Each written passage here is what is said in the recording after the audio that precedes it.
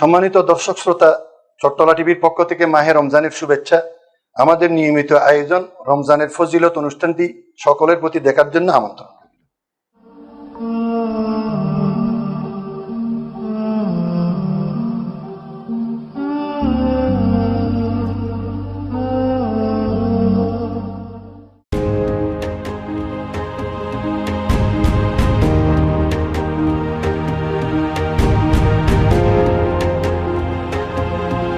প্রতি বছরের মতো এবারও শপিং ব্যাগ সুপার শপে পাওয়া যাচ্ছে আবুল বাবুর্চির মেজবানি মাংস ও মজাদার স্পেশাল হালিম সহ রকমারি সব মুখরোচক ইফতার।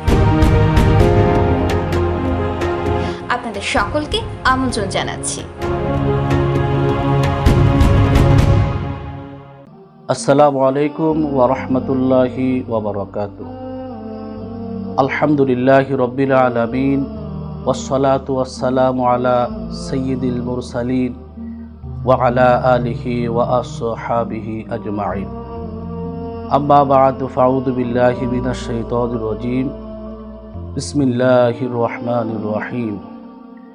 ইয়া আইয়ুহাল্লাযীনা আমানু কুতিবা আলাইকুমুস সিয়াম কামা কুতিবা আলাল্লাযীনা মিন ক্বাবলিকুম লাআল্লাকুম তাত্তাকুন। মহান আল্লাহ রাব্বুল আলামিন পবিত্র কোরআন মাজিদে ঈমানদার বান্দাদেরকে লক্ষ্য করে বলতেছেন, ইয়া আইয়ুহাল্লাযীনা আমানু কুতিবা আলাইকুমুস সিয়াম, হে ঈমানদারগণ, তোমাদের উপর রোজা ফরজ করা হয়েছে, কামা কুতিবা আলাল্লাযীনা মিন ক্বাবলিকুম, যেমনি করে ফরজ করা হয়েছিল তোমাদের পূর্ববর্তী লোকদের উপরে, লাআল্লাকুম তাত্তাকুন, তোমরা যেন মুত্তাকি হতে পারো, আল্লাহওয়ালা হতে পারো, আল্লাহর ভয় যেন তোমাদের অন্তরের মধ্যে প্রবেশ করতে পারে। রাসূলুল্লাহ সাল্লাল্লাহু আলাইহি ওয়াসাল্লাম ফরমান, মান সামা রমাদান ঈমানান ওয়া ইহতিসাবান গুফিরা লাহু মা তাকাদ্দামা মিন যামবি। যে ব্যক্তি ঈমানের সাথে, আন্তরিকতার সাথে, মহব্বতের সাথে সওয়াবের উদ্দেশ্যে মাহে রমজানে রোজা রাখবে, আল্লাহ রাব্বুল আলামিন তার জীবনের সমস্ত গুনাহগুলো ক্ষমা করে দেবেন। তো মাহে রমজান এটা একটি ফরজ ইবাদত। 5টি স্তম্ভের মধ্যে একটি স্তম্ভ হলো মাহে রমজান। রমজান শব্দের অর্থ হলো জ্বালিয়ে দেওয়া, শেষ করে ফেলা, নিজের আমল থেকে গুনাহগুলোকে ধ্বংস করে দেওয়া। বান্দা 11 মাস দিনের বেলা পানাহার করবে, একটি মাত্র মাস দিনের বেলা পানাহার থেকে বিরত থেকে রোজা থেকে গুনাহ মাপ চাবে, আল্লাহ আরাধনা লাভ করবে। তো মাহে রমজানের অনেকগুলো ঐতিহাসিক ঘটনা রয়েছে। আমরা যদি এক এক করে বলি, যে 16ই রমজান 845 হিজরির 16ই রমজান 27শে জানুয়ারি 1442 সালে ইতিহাসবিদ আহমদ ইবনে আলী আল মাকরিজি রহমতুল্লাহ আলাইহি মারা যান।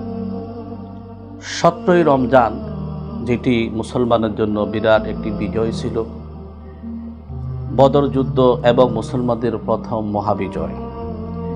হিজরি 2য় সালে 17ই রমজানে ইসলামের ইতিহাসে একটি অবিস্মরণীয় ঘটনা ও মহাবিজয়। 70 পদাচারণায় সেদের মিথ্যার কবর রচনা হয়েছিল।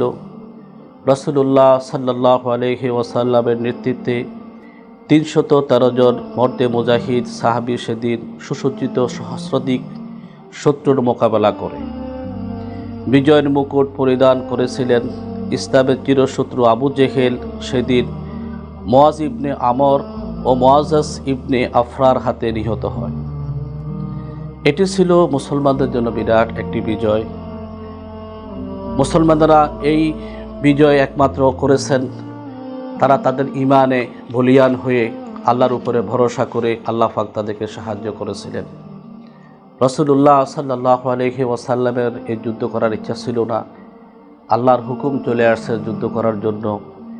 তিনি আল্লাহর কাছে বিরাট একটি মোনাজাত করলেন, আল্লাহ, এই কজন তোমার বান্দাকে আমি কালেমার পতাকা তলে আমি এনেছি, আজকে যদি তারা শাহাদাত বরণ করে তোমার দিন টিকে রাখার মতো তেমন কেউ থাকবে না। আল্লাহ তুমি যদি ইচ্ছা করো বিজয় দান করো, আর তা না হয় তোমার যা ইচ্ছা তা করো। মুহাম্মদ রাসূলুল্লাহ সাল্লাল্লাহু আলাইহি ওয়াসাল্লাম সিজদা করে লম্বা দোয়া করলেন।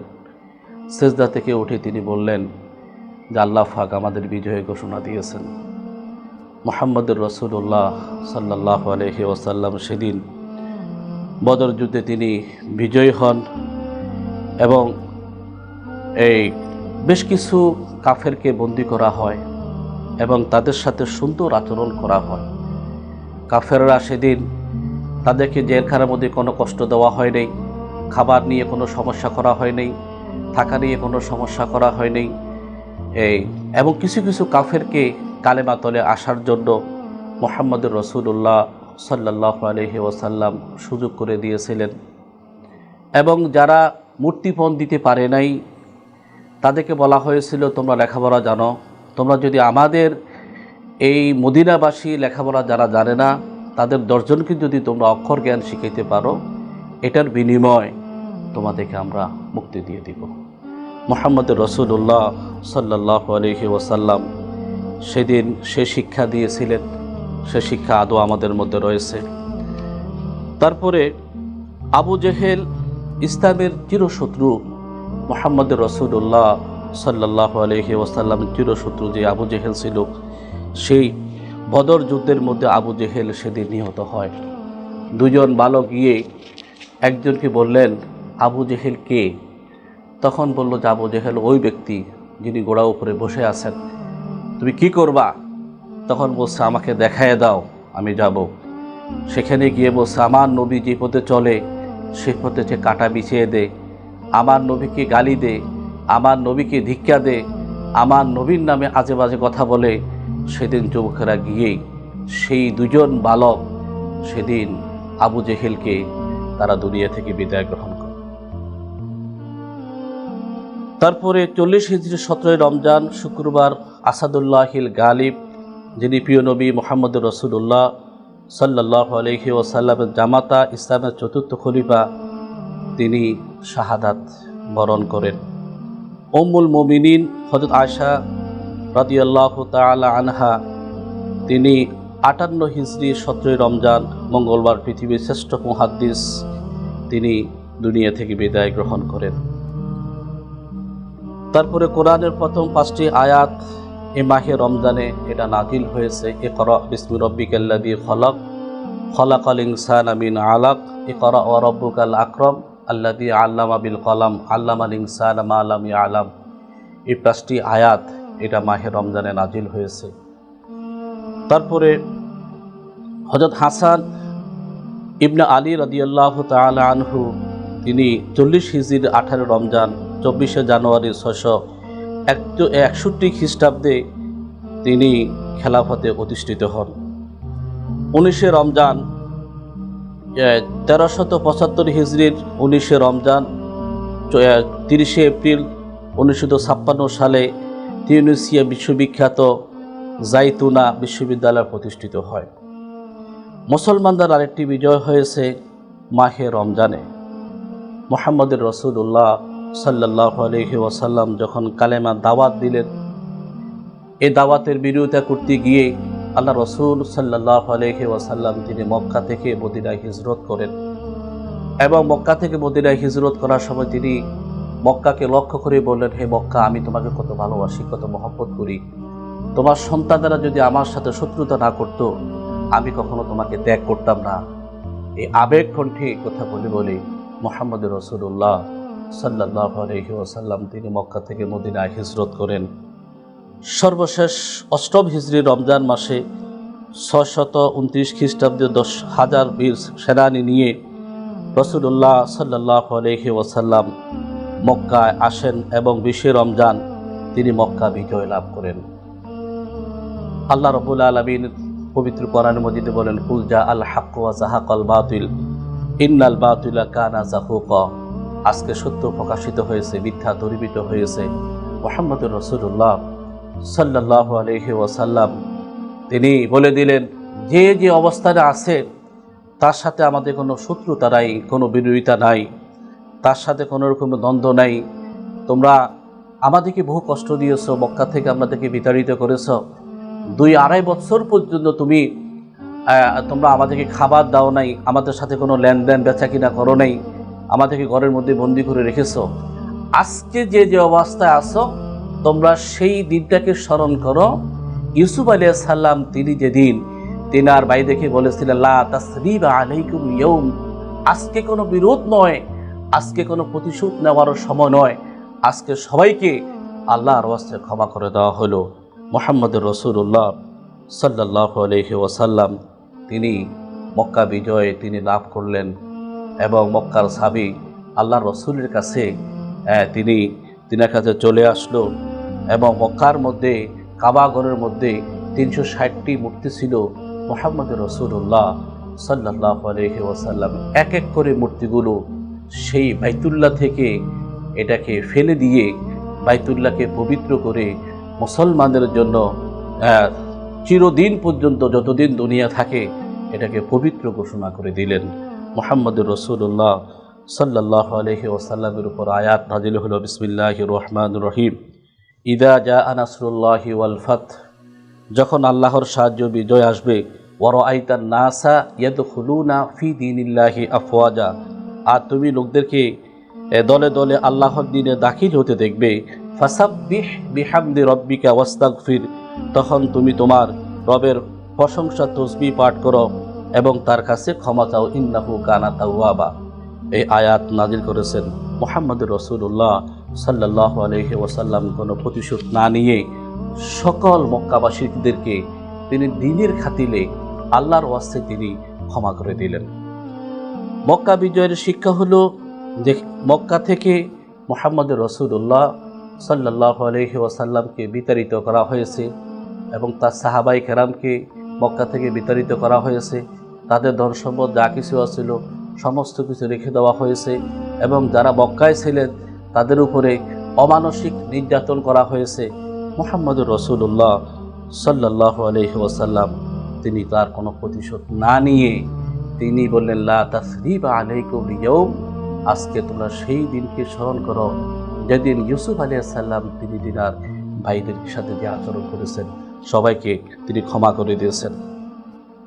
11ই রমজান মুসা আলাইহিস সালামের মৃত্যু ও ঈসা আলাইহিস সালামকে আল্লাহ রাব্বুল আলামিন আসমানে তুলে নিয়েছেন। তারপরে 22শে রমজান তায়েফ বিজয় হয়েছে। 8ম হিজরির 22শে রমজান মোতাবেক 12ই জানুয়ারি 630 খ্রিস্টাব্দে রাসূলুল্লাহ সাল্লাল্লাহু আলাইহি ওয়াসাল্লাম তায়েফে যান এবং তা জয় লাভ করেন। ইমাম ইবনে মাজা রহমতুল্লাহ আলাইহির মৃত্যু হয় 273 হিজরির 22শে রমজান মোতাবেক 20শে ফেব্রুয়ারি 886 খ্রিস্টাব্দে ইমাম ইবনে মাজা রাদিয়াল্লাহু তাআলা রহমতুল্লাহ আলাইহি তিনি মারা যান। 23শে রমজান 9 হিজরি 23শে রমজান 631 খ্রিস্টাব্দ রাসূলুল্লাহ সাল্লাল্লাহু আলাইহি ওয়াসাল্লামের নির্দেশে আরবের বিখ্যাত লাত মূর্তিকে ধ্বংস করা হয়। 28শে রমজান সাদাকাতুল ফিতর এটা ওয়াজিব হয়। 2য় হিজরি 28শে রমজান আল্লাহ তাআলা মুসলিমদের উপরে যাকাতুল ফিতর, যেটাকে আমরা ঈদের আগে ঈদুল ফিতরের নামাজের আগে আমরা আদায় করে থাকি, সেটাকে ওয়াজিব করা হয়। তারপরে 91 হিজরির 28শে রমজান বীর পুরুষ তারেক বিন জিয়াদের নেতৃত্বে মুসলিমরা ইউরোপের তৎকালীন প্রাণকেন্দ্র স্পেন বিজয় লাভ করেন। তারেক বিন জিয়াদের মাত্র 12,000 সৈন্য সেদিন স্পেনের সম্রাট লুইজাইকের লক্ষাধিক সৈন্যবাহিনীকে পরাজিত করেন। 256 হিজরি 30শে রমজান মোতাবেক 31শে আগস্ট 869 খ্রিস্টাব্দে মুহাম্মদ ইবনে ইসমাইল বুখারী রহমতুল্লাহ আলাইহি তিনি ইন্তেকাল করেন। এভাবে যদি আমরা এক এক করে তাকাই তাহলে দেখা যাবে রমজানের ঐতিহাসিক ঘটনা অনেক রয়েছে, বিশেষ করে মক্কা বিজয়, তারপরে হলো বদরের যুদ্ধে মুসলমানদের বিজয়, তারপরে এই মুহাম্মদুর রাসূলুল্লাহ সাল্লাল্লাহু আলাইহি ওয়াসাল্লামের আরও অনেক সাহাবী, অনেক ঘটনা এই মাসে রয়েছে। আমরা প্রত্যেকই মাহে রমজানকে স্মরণ করব এই রমজান এসেছে মূলত ইবাদতের জন্য, সিয়াম সাধনা পালন করার জন্য, বান্দা যেন মুত্তাকি হতে পারে, আল্লাহ পাকের প্রিয় বান্দা হতে পারে, আর গুনাহ থেকে মুক্ত হতে পারে। যার যে গুনাহ আছে তওবা ইস্তেগফারের মাধ্যমে যেন বান্দাগুলা সেই গুনাহকে ক্ষমা করতে পারে। আল্লাহ পাক আমাদের সকলকে তৌফিক দান করুন। আসসালামু আলাইকুম ওয়া রাহমাতুল্লাহি ওয়া বারাকাতুহু।